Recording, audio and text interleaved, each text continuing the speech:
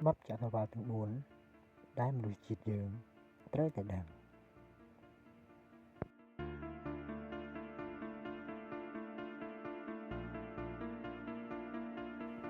អ្វីដែលខ្ញុំបានលើកឡើងអំពីច្បាប់ចក្រវាឡទាំងអស់នេះមិនមែនអួតអាងថាខ្លួនជាអ្នកចេះដឹងឬជាអ្នកប្រាជ្ញអ្វីទេក៏ប៉ុន្តែគឺខ្ញុំចង់លើកឡើងឲ្យបងប្អូនទាំងអស់គ្នាបានដឹងឲ្យកាន់តែច្បាស់អំពីច្បាប់ចក្រវាឡទាំង4ដែលយើងគួរតែដឹងគួរតែចាំគួរតែអនុវត្តឲ្យបានគ្រប់គ្នាដើម្បីកុំឲ្យខ្លួនធ្លាក់នៅក្នុងភាពមិនច្បាស់លាស់ទៅរឿងចក្រវាឡទាំងមូលផងដែរហើយអ្វីដែលលោកអ្នកនឹងបានជ្រាបជាបន្តទៅទៀតនេះគឺជាគុណសោធដ៏សំខាន់សម្រាប់ការរស់នៅប្រចាំថ្ងៃរបស់យើងគ្រប់គ្នាដែលមិនអាចខ្វះបានតោះតែដឹងទាំងអស់គ្នាអំពីថាតើចក្រវាឡទាំង4ខាងលើធំហ្នឹងមានអ្វីខ្លះហើយមានអត្ថន័យយ៉ាងដូចម្តេច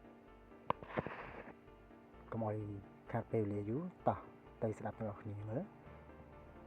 ទី1ច្បាប់នៃការស្រូបទាញច្បាប់នៃការស្រូបទាញនេះបើនិយាយទៅមានមនុស្សជាច្រើនដែលគេយកមកអនុវត្តបានលទ្ធផលពិតក៏ប៉ុន្តែបើអ្នកទាំងអស់គ្នាមិនទាន់យល់ពីច្បាប់មួយនេះច្បាស់ទេសូមស្ដាប់ដោយយកចិត្តទុកដាក់បន្តិចគ្រប់អ្វីដែលបងប្អូនទាំងអស់គ្នាមាននៅពេលនេះមិនថាទ្រព្យសម្បត្តិសម្លៀកបំពាក់និយាយចំគឺគ្រប់យ៉ាងដែលអ្នកមាននៅពេលនេះគឺជាអ្វីដែលអ្នកបានគិតនិងសាងវាពីអតីតពេលណាមួយវេលាណាមួយឬក៏ជាទង្វើដែលអ្នកទាំងអស់គ្នាបានធ្វើពីអតីតកន្លងមកផងដែរហើយតើអ្វីទៅដែលបណ្ដាលឲ្យបង្កើតបានទៅជាទង្វើទាំងអស់នោះកើតឡើងគឺគំនិតគឺការគិតដដែលការគិតញយសាមសម្រាប់ច្បាប់ស្រូបទាញមិនបានយល់ហើយក៏មិនបានស្គាល់អំពីអ្វីទៅហៅថាវិជ្ជមានឬក៏អវិជ្ជមានអាក្រក់ឬក៏ល្អច្បាប់នៃការស្រូបទាញគឺស្ថិតទៅលើអ្វីដែលបងប្អូនទាំងអស់គ្នាគិតចង់ស្រូបទាញនៅរឿងល្អគិតបែបល្អដដែលនោះរឿងល្អនោះវានឹងខិតមករកអ្នកទាំងអស់គ្នាម្ដងបន្តិចតែផ្ទុយទៅវិញបើសិនជាអ្នកទាំងអស់គ្នាគិតរឿងនឹងដដែលនោះគឺគិតទៅលើរឿងអវិជ្ជមានអ្នកនឹងទទួលបានផលអវិជ្ជមានដែលអ្នកគិតនោះបើអ្នកមិនប្រុងប្រយ័ត្នទេអ្នកគិតតែរឿងអវិជ្ជមានអ្នកនឹងស្រូបទាញបានរឿងអវិជ្ជមាននឹងមកកាន់ជីវិតរបស់អ្នកបាននៃការស្រូបទាញមិនបានយល់មិនបានគិតទៅលើអ្វីទៅដែលហៅថាអាក្រក់ឬល្អគឺអនុវត្តបានត្រឹមតែអ្នកគិតអ្វីដដែលបែបសាមញយគិតរឿងល្អនឹងរត់មករកអ្នកគិតរឿងអាក្រក់នោះនឹងរត់មករកអ្នកវិញដូចគ្នាត្រូវតែប្រុងប្រយ័ត្នឲ្យមែនទែនដោយសារតែច្បាប់ស្រូបទាញនេះហើយធ្វើឲ្យមនុស្សជាច្រើនមាន អ្នកមានកាន់តែមានទៅហើយអ្នកក្រក៏កាន់តែក្រទៅដោយសារតែការចង់បាននិងការលោភលន់ហើយអ្វីដែលសំខាន់បំផុតនោះគឺដោយសារតែការអនុវត្តច្បាប់ស្រុកទាញដោយមិនមាន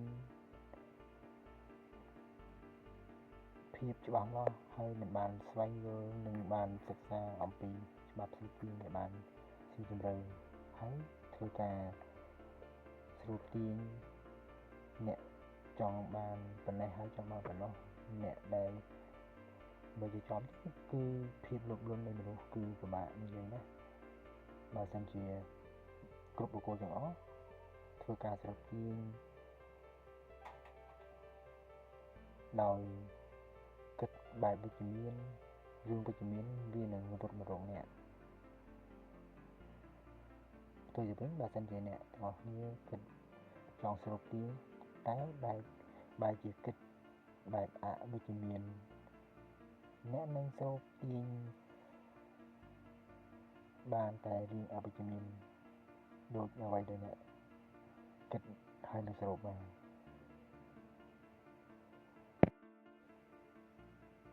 ច្បាប់ទី2គឺច្បាប់ពោល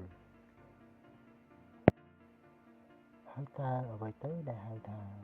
ច្បាប់ពោលដូចអ្នកទាំងអស់គ្នាបានដឹងស្រាប់មកហើយថាភពផែនដីរបស់យើងនេះមានពោលពីរគឺពោលជើងនិងពោលត្បូង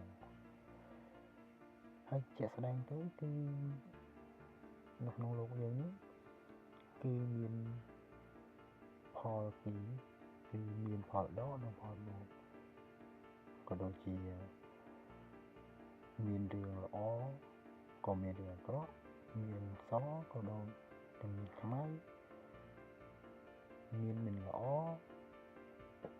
មានល្អលាក់នឹងលាក់អីដែរ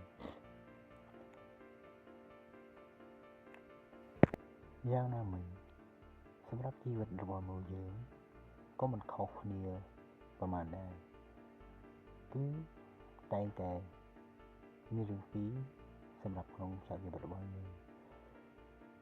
គឺមានរឿងអាក្រក់និងរឿងល្អតែគួរស្ដាយណាស់សម្រាប់បុគ្គលខ្លះបែរជាចាប់អារម្មណ៍ហើយនឹងចាប់យកទៅលើអ្វីដែលគិតថាការបាត់បង់ឱកាសគឺធ្វើឲ្យគេនឹងបាត់បង់នៅថាមពលក៏ដូចជាបាត់បង់នៅហើយបើអ្វីគ្រប់យ៉ាងអ្នកទាំងអស់គ្នាបានជួបនៅរឿងល្អជួបនៅរឿងដែលបានសមដូចចិត្តគេថារឿងដែលសមប្រកបណាបែរជាសប្បាយភ្លេចខ្លួននៅគិតថាខ្លួនមានគ្រប់គ្រាន់ហើយដោយមិនចាំបាច់ចង់បានអ្វីបន្ថែមទៀតទេឬក៏ពេលដែលជួបនៅពាក្យនឹងទាបែរជាអន់ចិត្តខឹងរហូតដល់ភ្លេចខ្លួនឯងជ្រុលខ្លួនទៅធ្វើរឿងអបាយផ្សេងលាក់នឹងលាក់ហើយមួយវិញទៀតបើអ្នកទាំងអស់គ្នាបានជួបរឿងល្អវិញបែរជាសប្បាយគ្រើបភ្លើនភ្លេចខ្លួនទៅគិតថាខ្លួនឯងមានគ្រប់គ្រាន់ហើយអស្ចារ្យហើយមើលតែមកជ្រុងណាដោយមិនព្រមស្វែងយល់អំពីរឿងទាំងអស់យកប្រមូលទៅនៅទាំងអស់ទាំងរឿងវិជ្ជមាននិងអវិជ្ជមានយកមកធ្វើជាកម្លាំងធ្វើជាចំណេះដឹងដើម្បីពង្រឹងសមត្ថភាពរបស់អ្នកទាំងអស់គ្នាឲ្យកាន់តែប្រសើរឡើងនៅក្នុងសុភាសិតមួយបានលើកឡើងថានៅក្នុងគ្រោះមានលាភហើយនៅក្នុងលាភមានគ្រោះហើយដូច្នេះនៅពេលដែលយើងពើជួបប្រទះនឹងរឿងអ្វីមួយមិនថារឿងអាក្រក់ឬក៏រឿងល្អបើរឿងល្អសូមជួយយល់ឲ្យដឹងតើអ្វីទៅជារឿងល្អហើយតើអ្វីទៅជារឿងអាក្រក់សូមធ្វើការស្វែងយល់ពីរឿងទាំងពីរនឹងឲ្យកាន់តែច្បាស់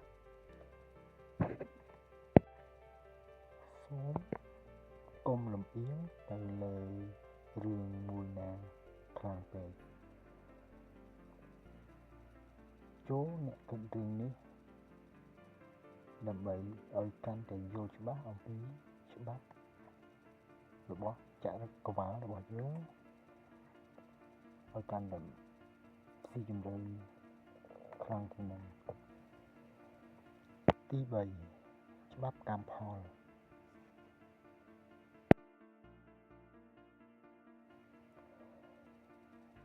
បើនិយាយរួមទៅសម្រាប់ច្បាប់កម្មផលមួយនេះយើងទាំងអស់គ្នាសិតតែដឹងហើយនឹងងាយយល់មែនទែនសម្រាប់ច្បាប់កម្មផលនេះគឺជាស្ដែងដូចយើងដឹងស្រាប់ហើយថាយើងដាំនៅអ្វីយើងនឹងទទួលបានផលហ្នឹងឧទាហរណ៍ដូចអ្នកដាំ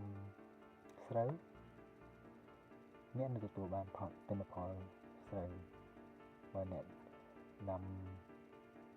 ត្បាល់អ្នកនឹងទទួលបានទិន្នផលត្បាល់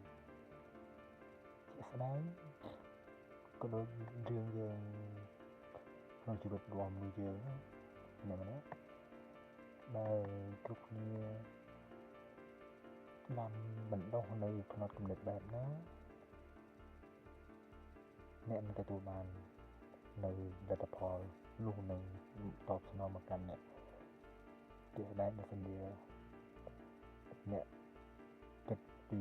ផលវិជ្ជមានច្រើនអ្នកនឹងទទួលបាន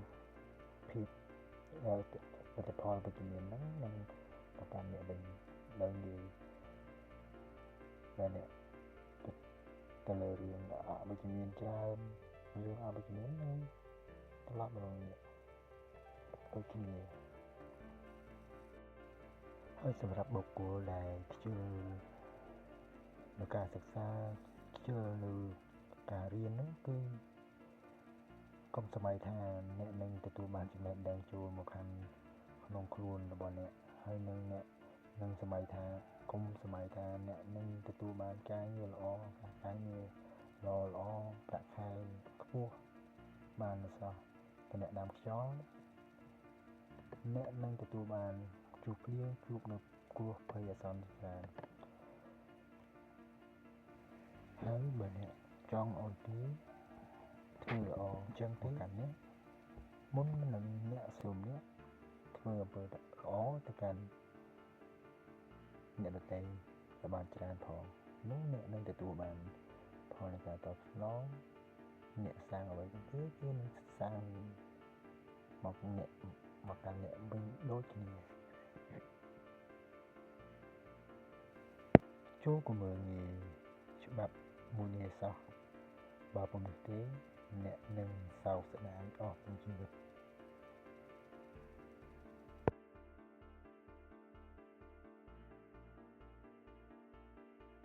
ទី4ច្បាប់នៃពេលវេលាច្បាប់ពេលវេលាបានចែងថារាល់ការលូតលាស់ទាំងឡាយគឺសុទ្ធតែត្រូវការពេលវេលាសូមអ្នកកុំស្រមៃអក្សរថាថ្ងៃនេះរៀនថ្ងៃស្អែកចេះឬក៏ថ្ងៃនេះចេះរកស៊ីថ្ងៃស្អែកក៏ទទួលបានជោគជ័យនោះដើមឈើធំត្រូវការពេលវេលាលូតលាស់យូររីឯកិច្ចការធំក៏ត្រូវការពេលវេលាយូរដូចគ្នាដែរដើម្បីទទួលបានជោគជ័យបើយល់អំពីច្បាប់មួយនេះយើងនឹងលែងធ្វើកិច្ចការដោយអន្ទះអន្ទែងទៀតហើយទៅវិញយើងនឹងធ្វើការងារទាំងឡាយដោយការអត់ធ្មត់ដោយការព្យាយាមដោយការបដិញ្ញាចិត្តនិងធ្វើសន្សំឥតដាច់រហូតដល់ពេលមួយលទ្ធផលផ្លែផ្កានឹងធ្លាក់មកក្នុងកណ្ដាប់ដៃរបស់យើងជាមិនខាន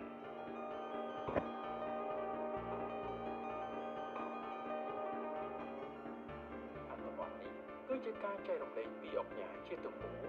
ដែលលោកគឺជាសហគ្រិនមួយរូបនៅកម្ពុជាជាចុងក្រោយខ្ញុំសូមអនុញ្ញាតគ្រប់ជម្រាបលាអរគុណដល់ក្តីគោរពស្រឡាញ់ជួបគ្នានៅវីដេអូបន្តស្ដាប់ដើម្បីខ្មែរខ្លាំងទាំងអស់គ្នា